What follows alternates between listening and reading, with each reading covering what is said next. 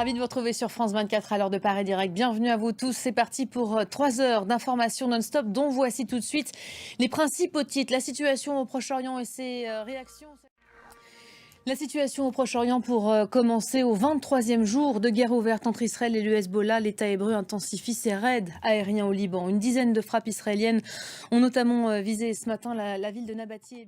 Voilà, l'armée israélienne qui dit avoir frappé ce matin des dizaines de cibles du Hezbollah, notamment dans cette ville de Nabatieh dont il est question, ce qui a fait réagir donc le Premier ministre Najim Mikati qui vient de commenter ces frappes il y a quelques instants. Bonjour Bruno Darou.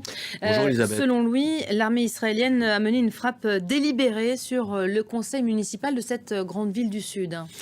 Oui, alors c'est une réaction assez rare en fait de la part du Premier ministre. Merci beaucoup Bruno, on vous retrouvera dans le Club France 24 à 13h30 heure de Paris. L'Union européenne organise aussi aujourd'hui son premier sommet avec les États du Golfe. Dès 14h, le rendez-vous s'ouvrira. Alors en effet, dans la région des pays du Golfe, l'Union européenne est accusée de pratiquer une politique du deux poids, deux mesures.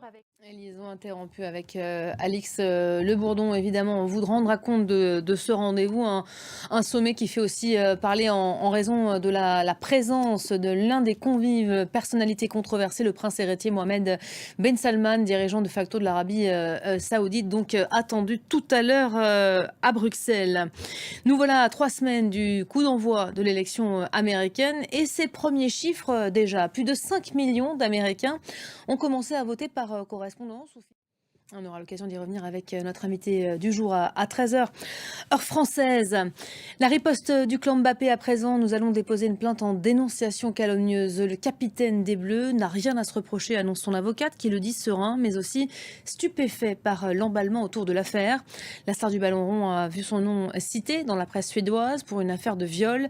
Le parquet de Stockholm a bien confirmé l'ouverture d'une enquête pour ces faits, sans confirmer toutefois enquêter sur le joueur.